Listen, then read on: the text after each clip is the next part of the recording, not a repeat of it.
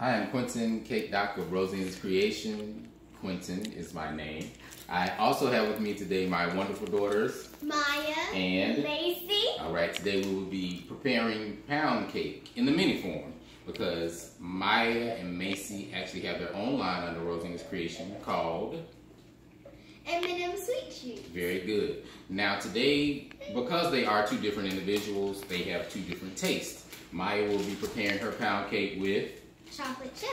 and Macy will be preparing her pound cake with Mini Oreo. Very good. Now today, the basics of making a pound cake involve cream cheese, butter, eggs, flour, vanilla, and a couple of other ingredients that actually will help the pound cake to, as we say, bake up in the pan, which includes baking powder and salt.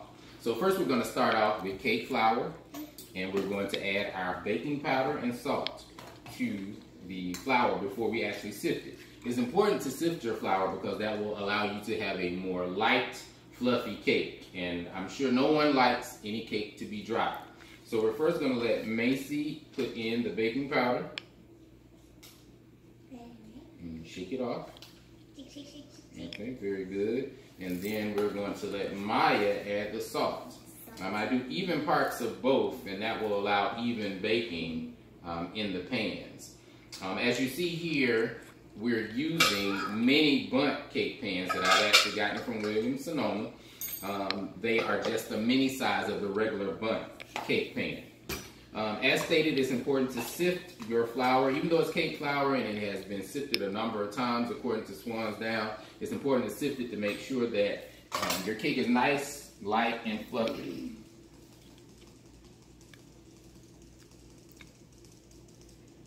Yep, sometimes the flour can go everywhere. Sometimes I like to put it on Macy's face. Now after the flour is sifted, of course, then we want to get into creaming the butter and the cream cheese. So we're going to move over here to the mixer. I don't have enough space. Move over, Maya, let your sister in, please. All right, as you see, we have a number of mixers here because we do a lot of work.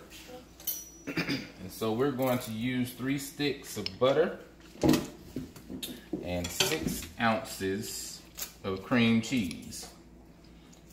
This is one of the general recipes for pound cake. Do you guys like pound cake? Yes. And why is it that you wanted to add different things to your pound cake? Because it makes it even a sweet taste. Even though regular pound cake is even sweeter. But like maybe we have different taste in our cake, so we might like different things in our cake. Okay, so you actually wanted to add different things to your cake because you think it might make a already sweet pound cake taste even better. Is that what you're saying? Okay, all right. So that could be very well true. All right, so as stated, we have 3 sticks of butter and 6 ounces of cream cheese. And we're going to cream this until it's nice and mixed together.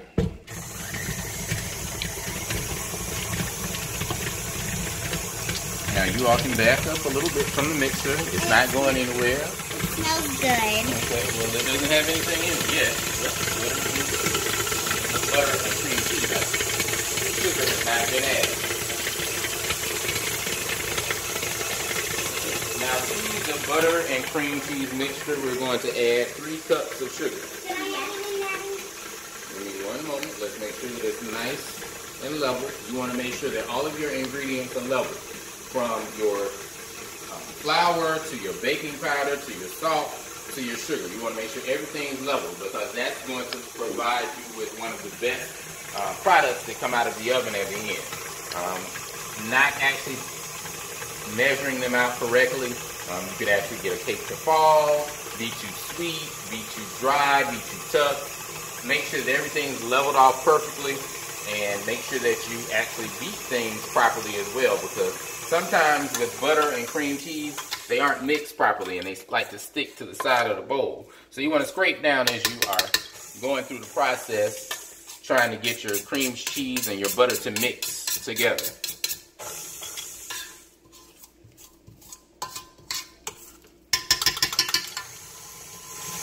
And I always like to make sure that it's thoroughly mixed before I even add the sugar, because we want to make sure that that's nice and light and airy before we actually add the flour. Smells good. Smells like banana. Smells like what? Banana. Okay, well, we're not making banana pound cake. Not today, at least. So I just gradually add the sugar. And then I'm going to let Maya gradually add the rest of that one. This is 2 cups. A little. As stated, you can continue to add it, just, you know, nice and gradually. Can I pour the rest? No, I'm going to let you add the other one that I have to add. I have to add another whole cup. So I'm going to let you add this one. This is Maya's cup right here. All right. Now that's 2 cups. And we're going to go back and get another cup for Macy to add. The whole cup? Yes. You added one of your cups already. You added a cup. Daddy added a cup. Macy, you're adding a cup. Daddy added a cup. And Macy's going to add a cup. That's a full cup. Now. Pour it? Yes. Gradually, not all at once. Okay, keep going. Keep going. Keep going. Let it all come out in the bowl. Okay, very good. All right, now we're going to let this cream for about a good 2-3 minutes until it's nice and fluffy. I want to make sure that the sugar is thoroughly mixed with the cream cheese and the butter, and that's what's going to give us our nice, light, airy cake. Because you don't want to that kind of granular kind of taste in your mouth, you're actually tasting sugar. You want to make sure everything's nice and incorporated. Yeah. And as stated before, when we actually mix the butter and the sugar, the butter and the cream cheese by itself, you want to make sure that you do what's necessary to get everything off the sides, because sometimes sugar will stick at the top of the butter cream cheese mixture, and you want to make sure all of that sugar is within the mixture.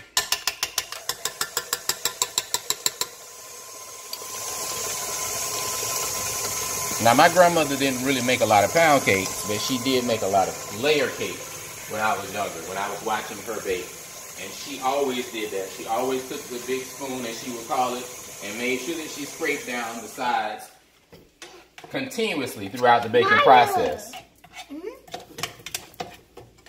Wow, Sometimes I actually even take the bowl up and I scrape the whole bowl just to make sure that I've gotten all the sugar and the cream cheese and the butter all mixed in together, and I beat it one more time before I start adding next, which will be the eggs.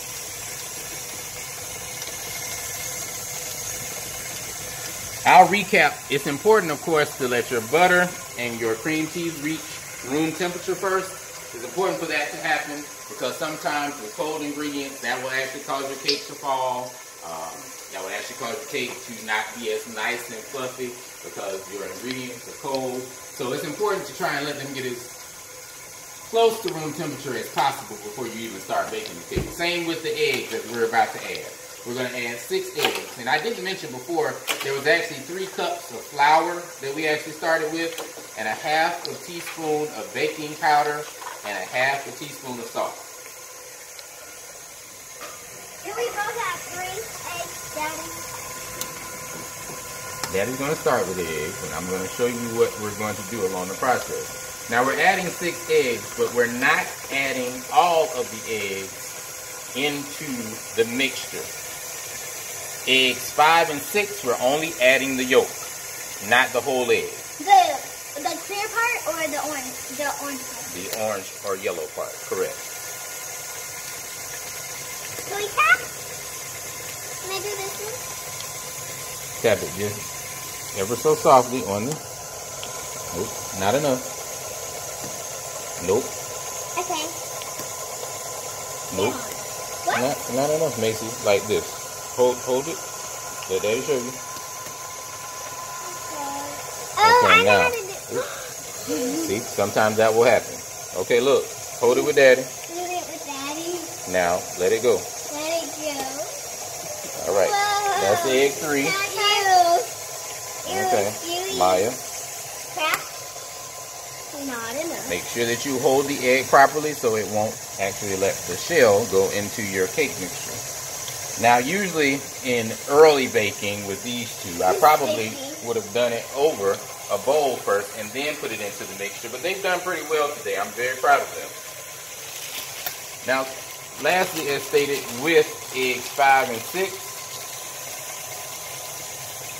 we're only using the yolk,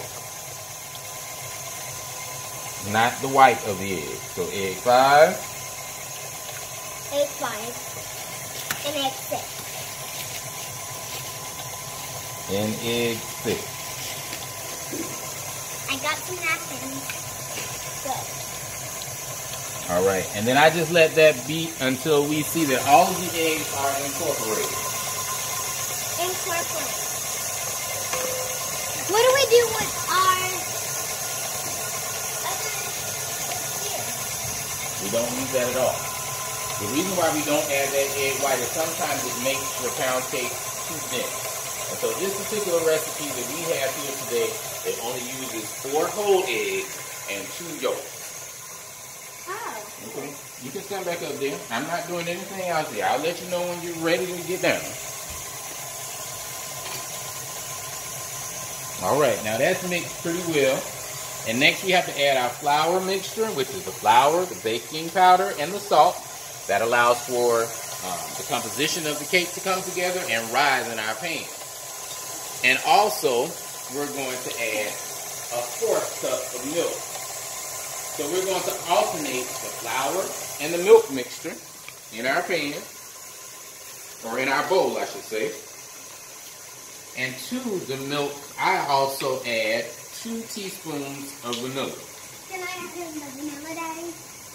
I'm going to do this one, Maya. Just you be prepared on the stool. You be prepared on the stool. You see, my daughters, they just try and get beside themselves. I know that they're trying to be helpful and all. But you know, this is a teaching moment. Daddy's going to let you do. That's what we're doing here. Right? Mm-hmm. Okay. I know you're excited, but the cake baking is a process. Okay? Okay. All right. So Daddy's going to first start with part of the flour. As stated, we're going to add in 3 parts. 1, 2, and 3. So cool. I'm going to let next Macy add some of the milk. But I like to let my flour mixture get totally incorporated into the pound cake mixture.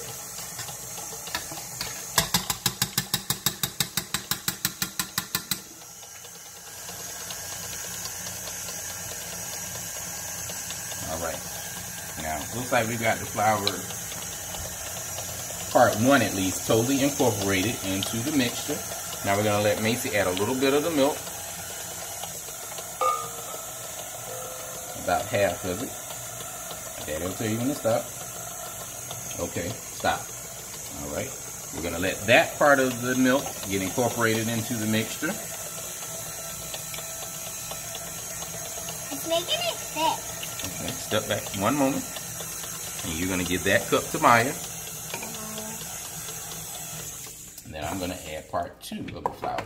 Now, the only reason why I'm not letting you do this is because sometimes even you see Daddy makes a little mess right there with the flour. And so, you know, that can happen. But just try and be as thorough as possible in making sure that you get all of it into your bowl. Okay?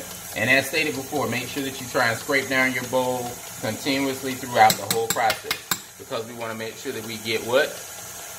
All of the batter in our pan when we add it into our pan. Well, we want to make sure that everything's incorporated first into the batter. Yes, incorporated. Incorporated, very good. Yes, incorporated. All right, now Maya, we want you to step back a little bit, Macy. I want Maya to add the rest of that milk.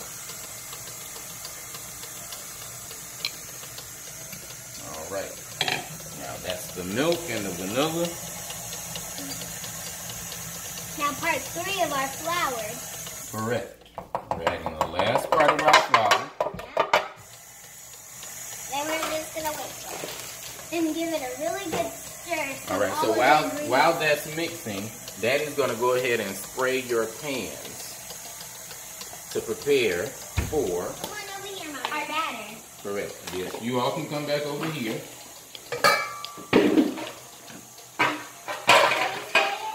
Now, Daddy's going to spray it because you're going to do the next part that's going to be for you.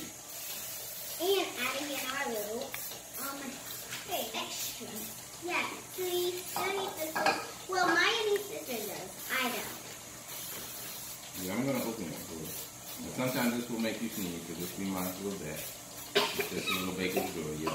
You're not gonna die.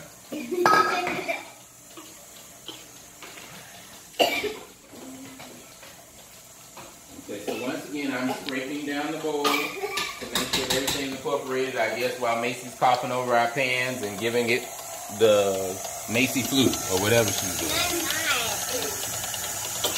So thank God it's going to be in 300-degree oven, and it's going to kill all that bacteria that's coming from her mouth. And you should see a nice, clean incorporation. It should be a nice, homogeneous batter. There should not be streaks of egg. There should not be streaks of flour. There should not be any signs of granulated sugar sitting on top of the batter. It should look like one homogeneous mixture.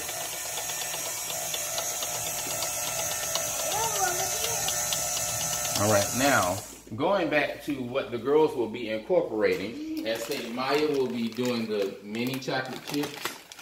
Maya likes to turn things upside down. I guess she reads that way. So if she could show you what it looks like with the name right side up this time. I mean, when we started, I don't know what she was reading. So we're going to pray for her and her glasses in the name of Jesus. Because she don't know how to read right side up. Okay, and so Maya does not have to worry about breaking up her product, but Macy does. Because we don't want big lumps of things in the pound cake. That will prevent your pound cake from baking properly or well. So we're going to have to break up Macy's. If my wife can assist me with the cookie or fondant roller that we have in the drawer, that'd be greatly appreciated. I'll do it. This is a rolling pin. Now, I use it for making cookies as well as rolling out fondant. So that's why I called it that. But it is our rolling pin. Daddy, would you like me to open mine? No, not yet. We're going to start with Macy's. I want them to see. I like the way that you're eating a product that's supposed to go in your cake. Thank you. Well, you're so good. Right. So that means that you don't need any cake apples. No. Okay, so I like to just take the rolling pin and just, beat them a little bit, break them up. Because she's actually going to sprinkle them. She's actually going to sprinkle them. I'll let Macy finish that part.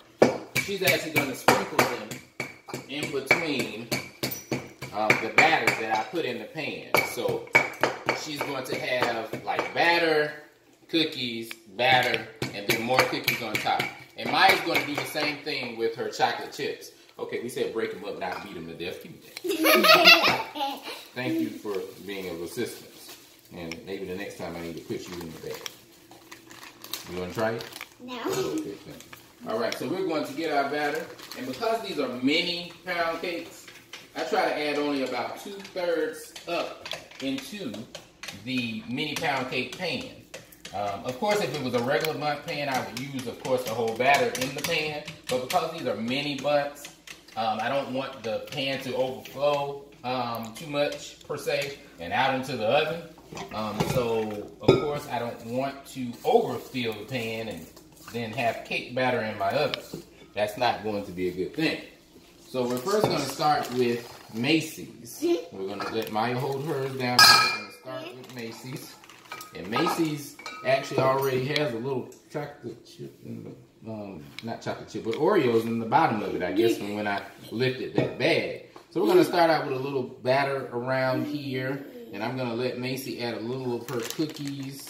Daddy, would you like me to open my bag? Maya, no, we're not ready yet. Can you slow down, Miss Fast Tail? Yes. Excuse me. No. Oh, my goodness. What am I going to do with them? Oh, my God. Pray for me. Pray for me. I'm the cake doctor, and pray for me. Of course, that means that Daddy did a good job with it. It's good.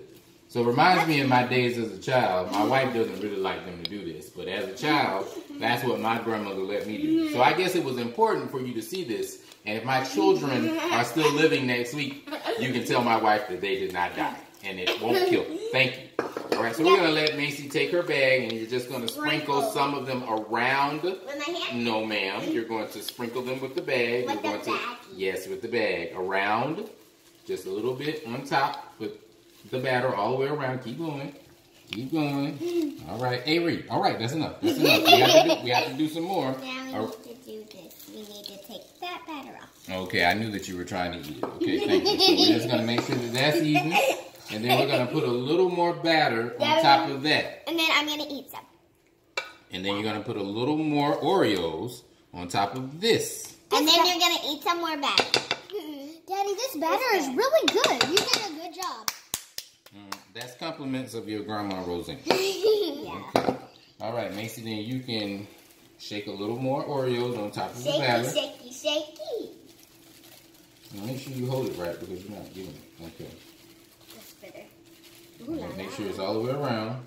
Yeah, that's enough. All right, that's enough. We just want to make. Little all right, okay. I mean, all right, Oreo Cookie Monster. Sometimes I like to make sure that it's really even in the pan, of course. Even. And so, just like with layer cakes, then my girls have seen me do this, and they say that I make a lot of noise when I do it. I hit it on the actual counter to make sure it's good and even. Good and even. Okay, so now we have the Oreo pound cake, which is finished. And Macy, we're going to let you switch stools with your sister so she can come on this side. And then we're going to let my wife, while we are doing this, get out the lifters or pot holders. I call them lifters because that's what my grandmother called them. For Maya and Macy to be able to put in their own pound cakes in the oven. Now, once again, we're doing just a nice level of batter in the pound cake, mini pound cake pan. And then Maya is going to do the same thing that Macy did with a small amount of them all around the pound cake batter. Now, I've actually, all around, I'm not asking in one area. I mean, okay, we're going to just do that little amount right there. Yes, sir. And then we're going to put a little more on top. Now, I do a chocolate chip pound cake in the regular classic size. But when Maya mentioned that she wanted to do it in the mini size, I said it would be a great addition to their line. Because there are some households that don't have a lot of individuals in them.